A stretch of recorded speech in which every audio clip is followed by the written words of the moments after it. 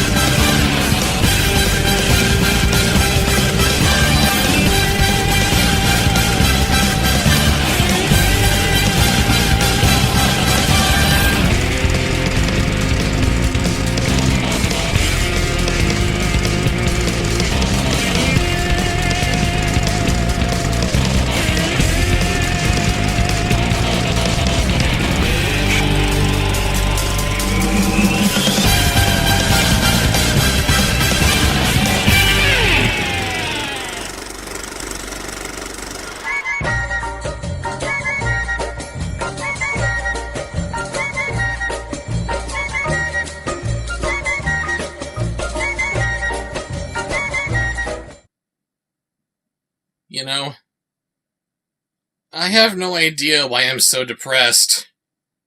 I knew right out the gate that whatever my executive producers were going to vote for me was going to be horrible. I mean, they all had chimps doing people things! How good could they possibly be? Let's just go ahead and bite the bullet that is Spymate. First of all, I know it's supposed to be a play on the word primate, but to me, Spymate sounds like a James Bond porno. They couldn't make the title a little bit more benign, like 00 Sinian or something? Our movie opens in the desert of Turkestan, where a chimp in robes is ripping off Lawrence of Arabia. Not even a minute into this movie, and it's already the stupidest thing I've ever seen in my life. I know, I've been saying that a lot lately, but that's what happens! Every time I think I've seen the stupidest thing ever, these movies just keep topping themselves! The chimp, who incidentally is named Minky, infiltrates a camp of terrorists who have captured his partner, Mike. Yes, this U.S. Marine was partnered with a friggin' chimp. Anything you say, movie. Minky saves him and stops the launch of this nuclear missile thanks to some grade A bullshit. They take off on their getaway quad while the terrorists follow on horseback, since the Middle East apparently hadn't discovered cars yet in the year 1994. Then Minky pulls a hang glider trike out of his ass. I don't know, you tell me where he got it!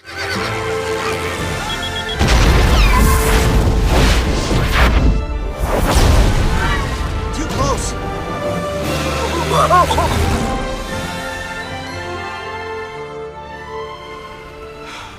You know, I think it's time that I leave the spy business.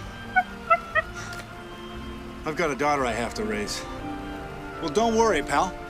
You saved my behind more than once. I'll make sure that you end up in a place that's safe, a place that you like, where you fit in. He saved his behind? They couldn't say the word butt? At least he didn't say hiney. We cut to 10 years later, where Mike has raised his daughter to be a scientific genius, his wife died of off-camera disease, because Disney, and Minky is working at a circus, where he mostly spends his time playing Ratchet and Clank. Good idea, movie. Why waste time with you when we could be playing old PlayStation games? Our lovely leading lady, big in size and heart, Betty, the human bowling ball!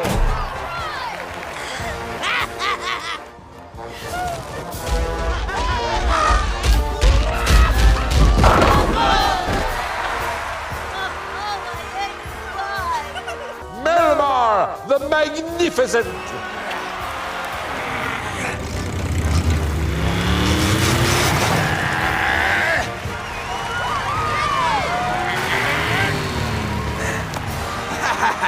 Here's lightning! Don't blink! You'll miss him!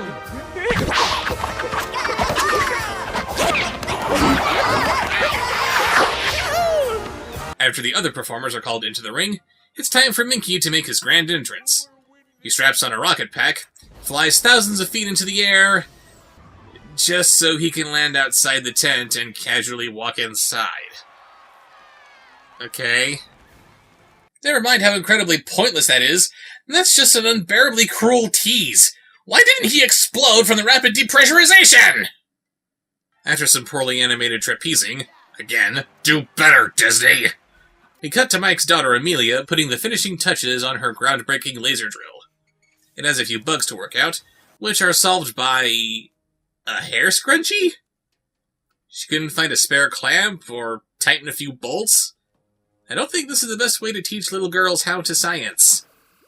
Amelia's being given an award for her scientific achievement, which is being given to her by one of her inspirations, Dr. Robert Farley, played by Richard Kind.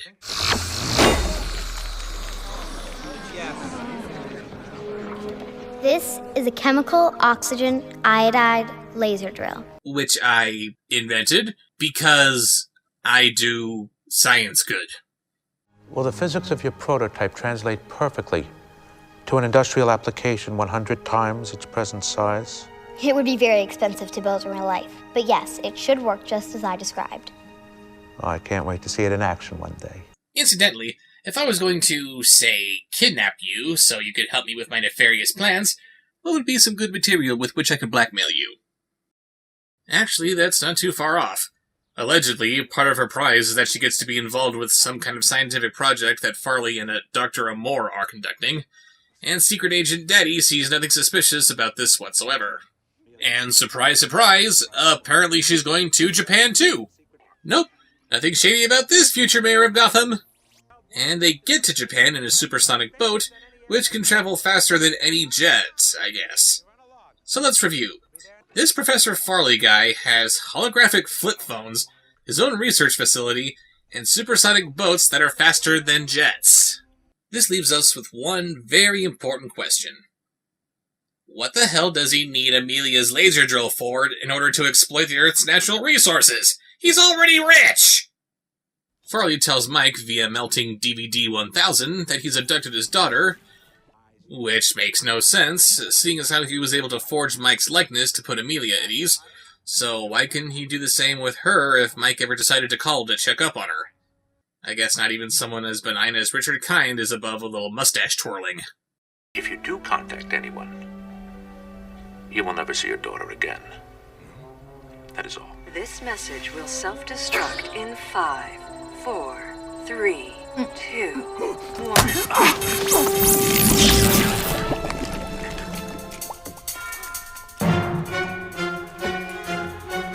Edith, looks like we're back in the spy business and we have our most important mission ever. Saving Amelia. And of course he does his covert operations while driving one of the rarest and most instantly recognizable vehicles on the planet! I mean, holy shit! I gave Bumblebee crap for turning into a completely unique car like a 2008 Camaro back in 2007, but the DeLorean? Come on!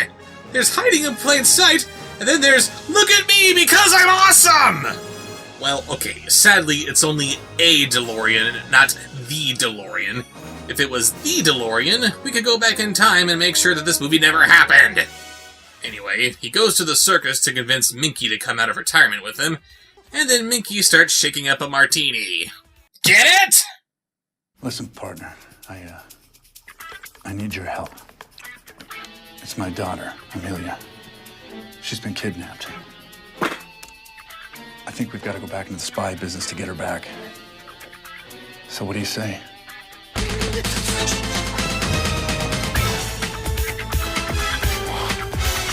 Minky, is that you? We heard everything. Can we help? Because if anyone knows how to be stealthy, it's circus performers! Then again, it's not like they're any more conspicuous than the spies themselves. They get back to Mike's office, where his assistant, that 70s mom, has rustled up some of their old spy gear. This is the standard issue agency laser pen. It will eat through all known metals. Wait a minute, if they have laser pen technology that can eat through all metals, then what the hell is so special about Amelia's laser drill? And that is the new electro paintball gun. They discover that Dr. Amore is vacationing in Jamaica, so that's their best bet to begin their search. Then, because these circus people have absolutely nothing to contribute, that 70s mom tells them how Minky became a spy. Uh-huh. The movie literally paused for story time. The agency was experimenting with a new program called Project Spymate, which was training primates to become agents. Why? How the hell is a chimp supposed to perform undercover espionage? If you want to put a chimp in a suit, people are gonna look at him! That's not what you want in someone working for a spy agency! But for some reason, the agency got cold feet. Really? Maybe that's because turning chimpanzees into secret agents is a really fucking stupid idea!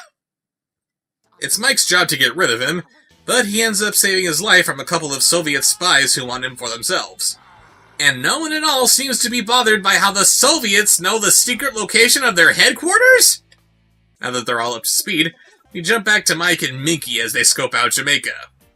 They find Dr. Amore, but they're being followed by one of Farley's henchmen. Luckily, henchmen pose no threat to anybody.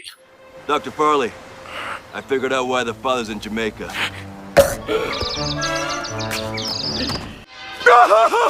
That guy got hit in the head with a coconut! By the way, it should go without saying that Dr. Amore here is French.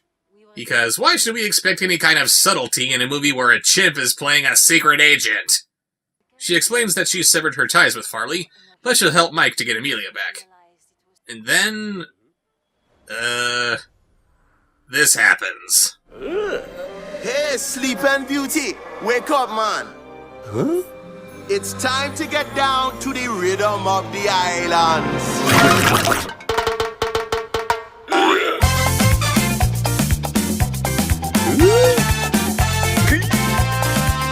You got no chance, cause this chimp can't dance! What the fuck am I watching?! No, I got it. The coconut hit this guy so hard that he actually died, and this is the last thing you see as the oxygen slowly seeps its way out of your body. Apparently this movie gave me a brain aneurysm, and now I'm seeing this right before I die too. Great! This is good. This makes sense.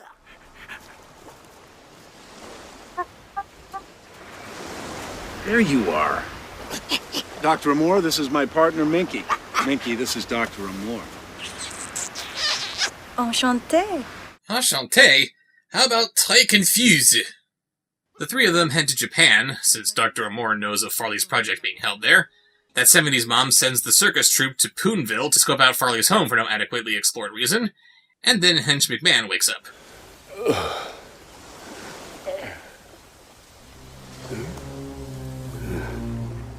I'm gonna get that chimp. Wait, what? I thought Minky took a picture of him to try to get an idea of him or something. But he just took a picture with him just to take a picture with him? And all it did was tip him off to who knocked him out? This chimp is as competent a spy as I am a runway model! Over in Japan, Amelia is hard at work perfecting the drill that Farley made based on her original model. Miss Muggins, how's it coming? I'm trying to isolate the differences between the prototype and the larger drill. The difference should be obvious. He didn't have a hair scrunchie to fix it! Our heroes finish driving to Japan, where chimps can casually check into 5-star hotels and nobody thinks it's weird, and then we jump back to the circus gang. Okay, let's split up. Betty and Fly, check upstairs. Melmore and I will check down here.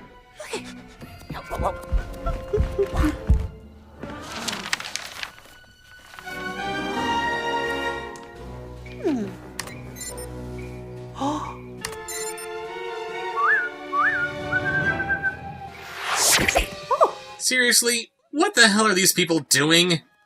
It's like they wanted to make a superhero movie, but they didn't have enough of a script for an entire feature-length film, so they mashed it into the script of some spy movie which also didn't have enough material for a feature-length film and just hoped for the best.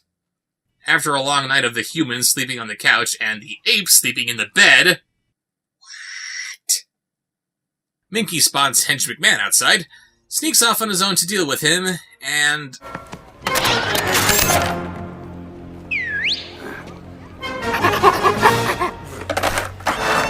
Oh god, no! It's Monkey Up all over again! Look! There's Monty coming down the other way!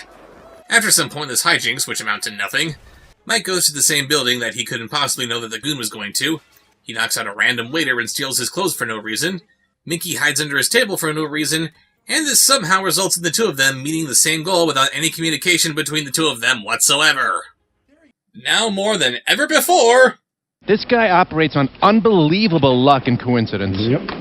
This is completely pointless anyway, since Minky somehow knows to follow the henchman onto the roof where Mike does not know to follow him to the roof, where we see Farley relocating Amelia to their drill prototype off-site.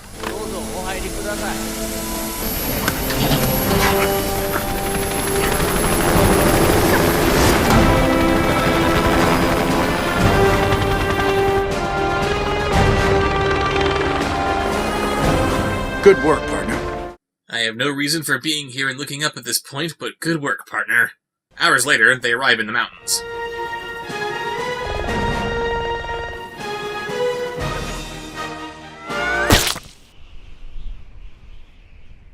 And then he died. The end. Farley gets Amelia settled in at their secret facility, and then suddenly Pat Morita shows up. Why not? Was the embarrassment of Karate Dog just not enough for you, Mr. Morita?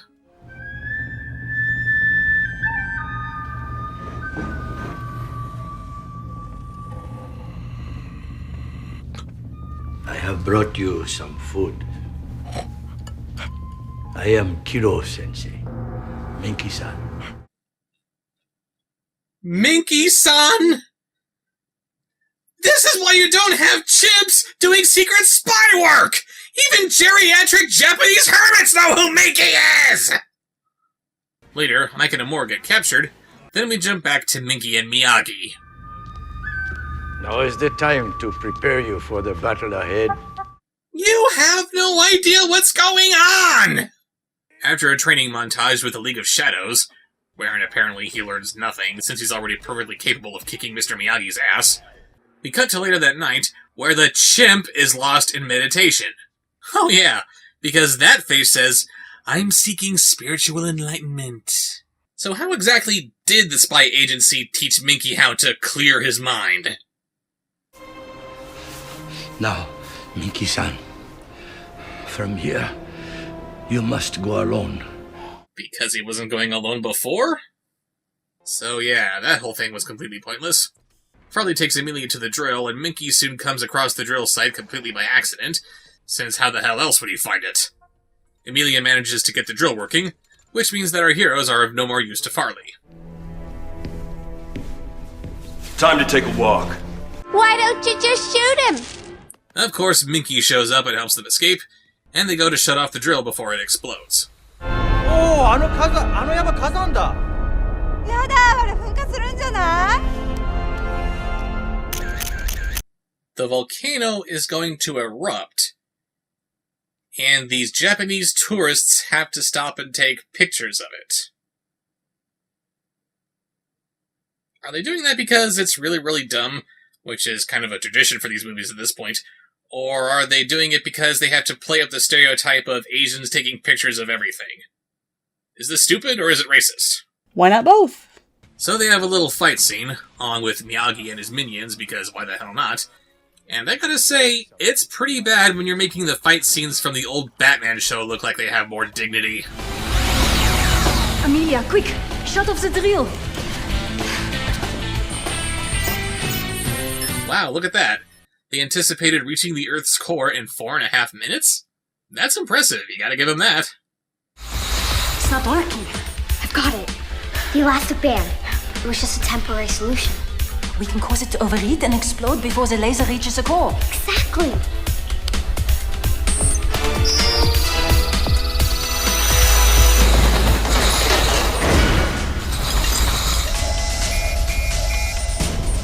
That should do it. What did you do? You say that the elastic band was keeping the machine from exploding, but you didn't remove it. Did you program it to make it explode anyway? What did you do?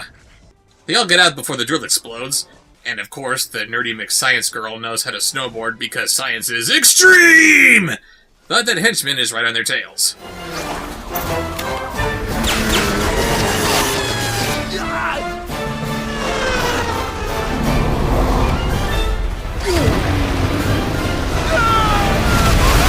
Movie, you can't give your hero a non-lethal weapon just so that he can use it for lethal means. They manage to get away because bullshit. Miyagi goes home and hits the bottle, and President George W. Trump calls Minky for some other mission because, As has been discussed before, a chimp playing secret agent is so not secretive that Minky couldn't even be out of retirement for a day before the higher-ups would get word of it. So that was Spymate. It's a steaming pile of monkey shit. What were you expecting? Normally, I like to profess that you can make a good movie about anything, but it's a movie where a chimp is a spy! This is one of those concepts that was doomed from the start. I get the appeal of having apes and monkeys doing people things because it's cute and funny, but even in a movie where the premise is based on something as silly as that, you need to think about its universe's logic. Consider the Transformers. The original concept was basically to sell two toys at once, a robot and usually some kind of car. But in-universe, why would a robot turn into a car? A clever writer knows how to answer that and other questions about a property this absurd. But this movie? There's no salvaging it. Why a chimp?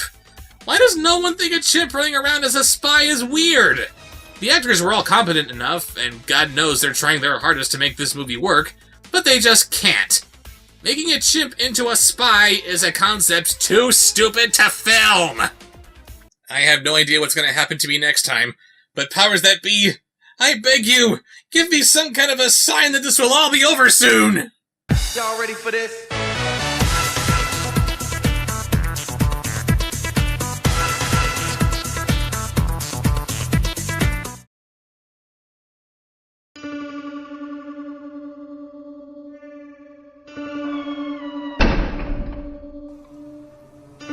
Subscribe, like, follow.